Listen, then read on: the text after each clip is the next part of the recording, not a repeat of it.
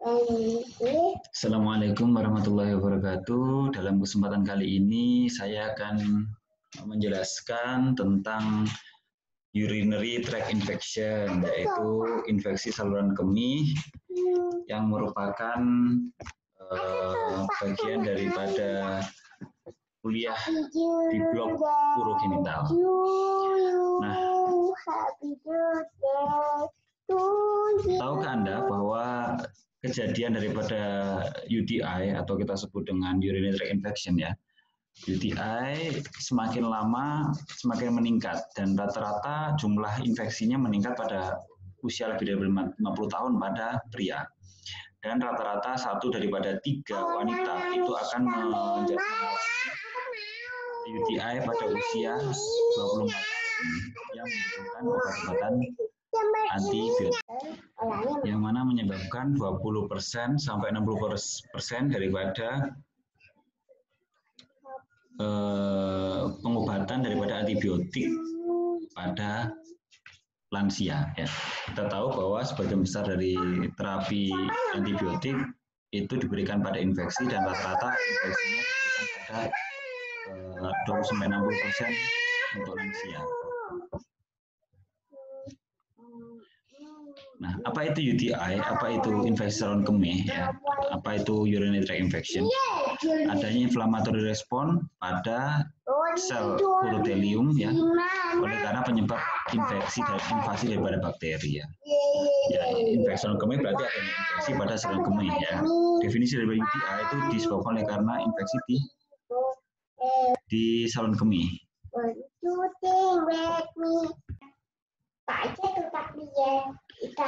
Ya.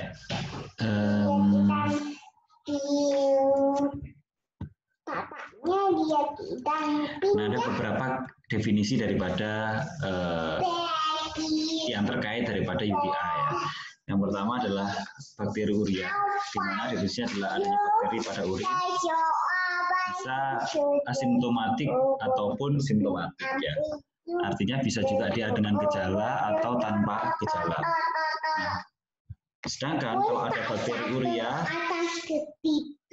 boleh, ya, adanya bakteri urea dan biurea itu menyebabkan infeksi ya. Tapi kalau misalkan bakteri urea tanpa biurea itu namanya kolonisasi.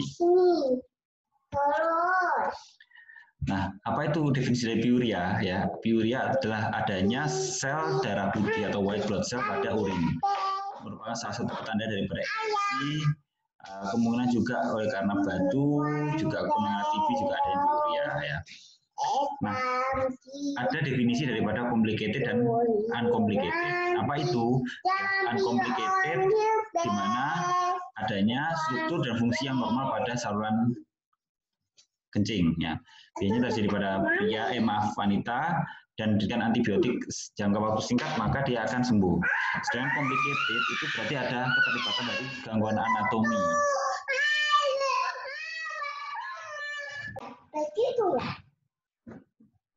Nah, biasanya terjadi pada pria dan memang membutuhkan waktu yang lama untuk diterapi ya karena complicated ya.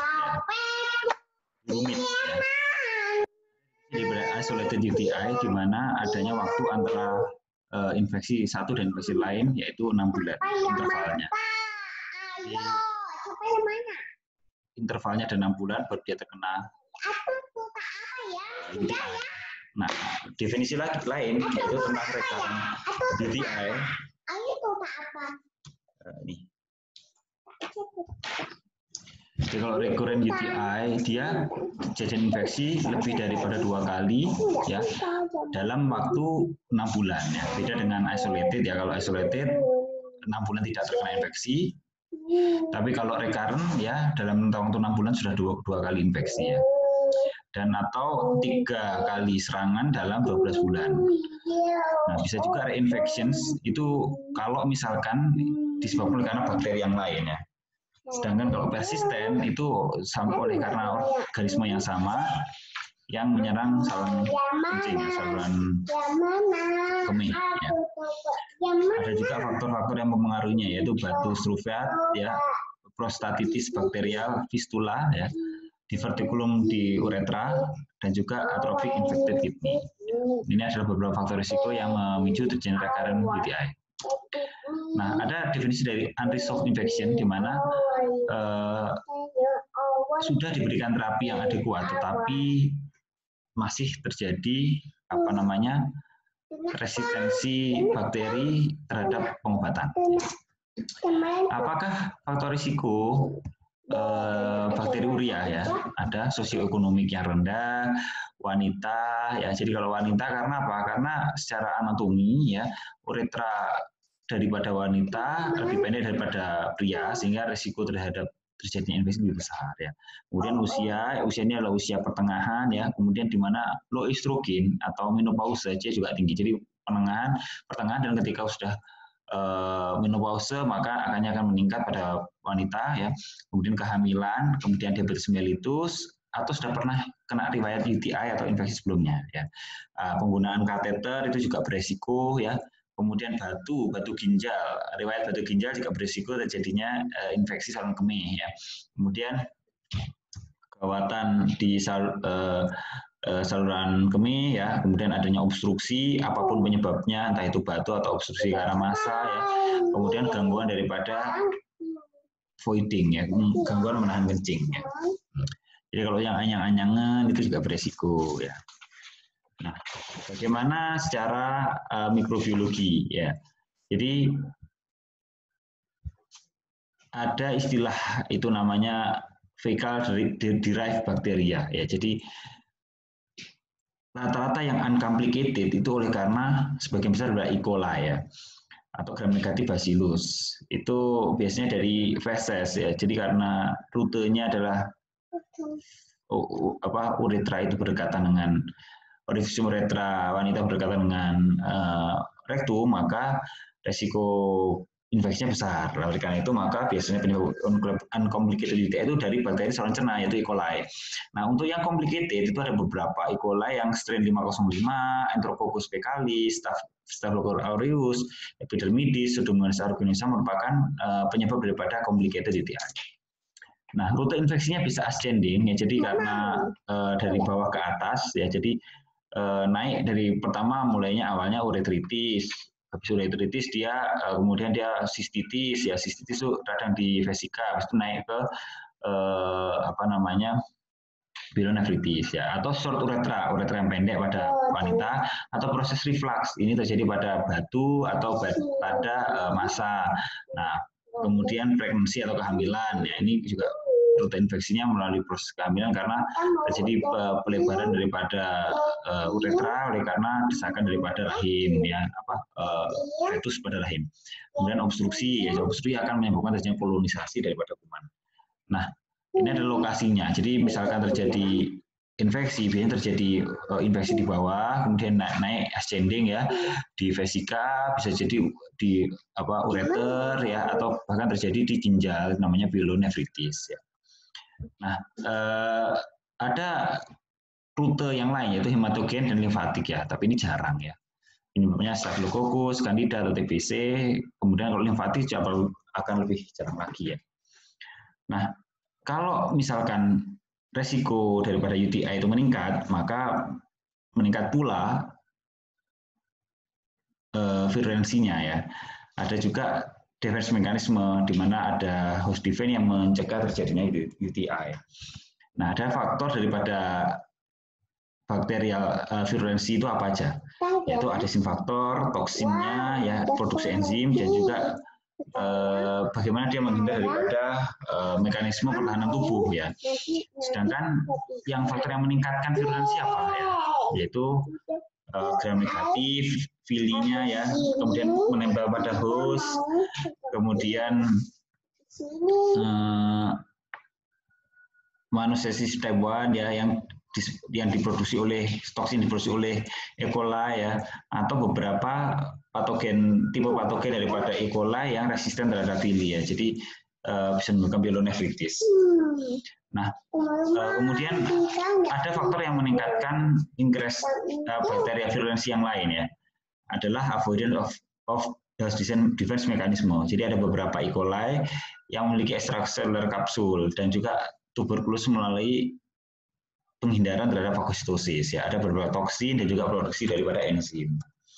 Nah, untuk pertahanan tubuh itu apa ya yang melindungi ya? Yaitu mekanikal. Jadi flushing of urine, integrated flow of urine. Jadi kalau misalkan salah satu mekanismenya adalah dengan memperbanyak flow atau aliran urin ya, makanya dengan banyak minum maka akan risiko terhadap infeksi juga akan menurun. Kemudian ada tentang horsefly protein di mana dia merupakan polisakarida yang mencegah terjadinya penempelan daripada bakteri ya. Kemudian zat kimia di mana pH daripada urin yang rendah maka akan menyebabkan kuman itu jarang untuk tumbuh. Ya. Kemudian adanya IgA atau imunoglobulin A yang menghambat penempelan daripada bakteri ya.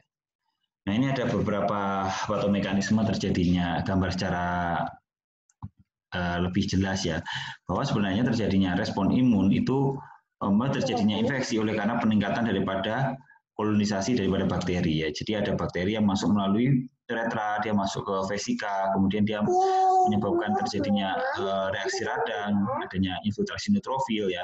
Kemudian dia terjadi kolonisasi ya melalui pili dan adesin ya, di mana dia akan menyebabkan terjadinya radang ya, kemudian infiltrasi neutrofil, kemudian dia membentuk sebuah biofilm yang akan mencegah terjadinya penempelan sel-sel radang ya, kemudian terjadi kerusakan daripada jaringan epitel, kemudian naik dia ke arah ginjal karena dia tidak ditangani atau tidak dihancurkan secara menyeluruh oleh sel respon radang, maka akan naik ke ginjal. Maka ketika terjadi kolonisasi daripada ginjal, maka akan terjadi kerusakan oleh karena toksin-toksin yang disebabkan oleh bakteri tersebut. Nah, bila mana dia memasuki daerah nefron, maka akan terjadinya infiltrasi kuman kepada pembuluh darah, maka akan terjadi bakteremia. Nah, proses terjadinya ini merupakan suatu proses simultan yang mana bisa menyebabkan infeksi sepsis secara menyeluruh. Nah, ada dua definisi yang lain yaitu lower UTI dan upper UTI. Sedikit kita bahas tentang lower UTI, di mana lower UTI merupakan salah satunya adalah sistitis, di mana terjadi pada kandung kemih ya, gejalanya ya sering kencing, kemudian kencingnya sedikit, rasa nyeri, rasa anyang-anyangan ya, hematuria juga atau kencing berdarah, kemudian demam juga rasa kencing ya, tidak bisa nahan kencing. Gejalanya suhu tinggi dan nyeri di suprapubis gampang. Jadi kalau ada sistitis itu ada demam, kok nyeri suprapubis ya, kencingnya kok berwarna merah atau kencing nyeri ya, itu kemungkinan infeksi saluran kencing bawah atau sistitis. Nah, pemeriksaannya menggunakan dipstick di mana dapatkan piuria, di mana white blood cell-nya tinggi ya. Kemudian kita bisa memeriksa nitrit ya. Kalau misalkan bakteri urea murni tanpa adanya nitrit positif, maka kemungkinan dia non infeksi. Tapi kalau positif kemungkinan besar infeksi karena spesifitasnya yang tinggi. Oleh karena itu, maka kalau misalkan pemeriksaan urinalisis pada pasien dengan infeksi saluran kencing, selain daripada sel darah putih di urin, tapi juga harus cek nitrit di urin ya. Ya, secara mikroskopis. Oke. Ya. Ya, secara mikroskopis adanya bakteria atau positifnya bisa karena kontaminan ya. Adanya red blood cell dan juga piuria. Nah, pemeriksaan apa yang diperlukan ya, gejalanya, kemudian recurrent UTI, pregnancy ya, kemudian atau penyebab-penyebab yang lain. Kalau misalkan perlu dilakukan pemeriksaan USG, IVU atau sistoskopi ya. Ini ada beberapa DD-nya ya, non-infective cystitis, radiation cystitis, obat siklofosfamid, obat-obatan kemoterapi bisa menyebabkan terjadinya infeksi saluran kencing ya. Cystitis ya, hemorrhagitis, ini DD-nya. Terima kasih. Nah, pengobatannya adalah untuk mengeliminasi bakteri, memberikan terapi empiris sebelum adanya kultur ya, kemudian nanti obatnya disesuaikan berdasarkan hasil kultur kuman. Nah, ada beberapa terapi non farmakologis yang bisa diberikan ya untuk familial recurrent infection, yaitu natural Jaeger, kemudian profilaksis antibiotik post interpaus dan juga pengobatan sendiri. Nah, hal ini bisa diberikan pada yang sudah persisten ya.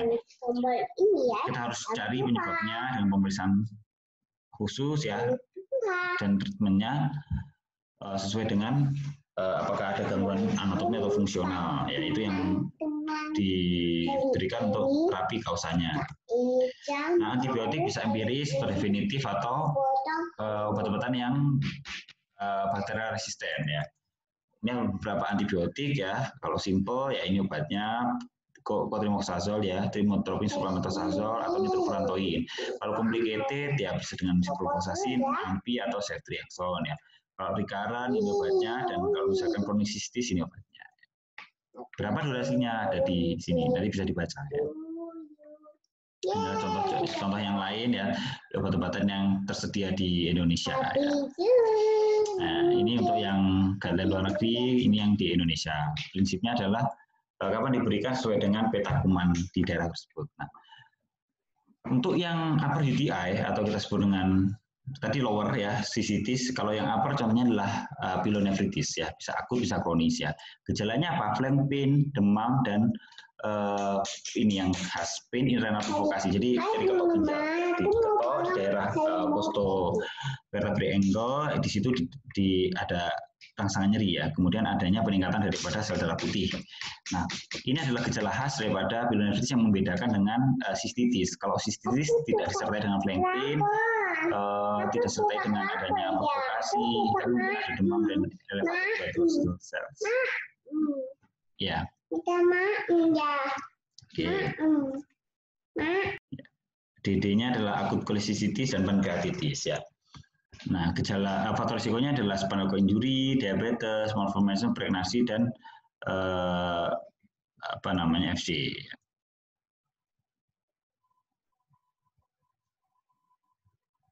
Atau patogenesisnya adanya reaksi radang dan inflamatori pada papila ginjal dan kortek ya. Disebabkan karena 80% oleh karena E. coli ya. Yang lain Klebsiella, Proteus atau Pseudomonas ya.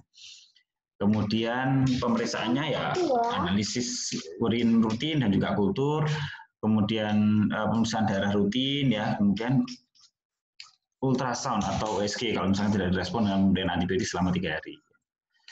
Nah, ini adalah gambaran skematik singkat disebabkan E. coli ya. Ini yang ascending, descendingnya septisemia dan efektif endokarditis. Gejalanya demam, disuria, frekuensi dan urgensi, adanya flank, ini yang khas ya. Manajemennya apa? Ya antibiotik ya, gampang. Saya kira cukup segitu. Terima kasih atas perhatiannya. Mohon maaf bila ada kurang lebihnya. Saya akhiri. Wassalamualaikum warahmatullahi wabarakatuh.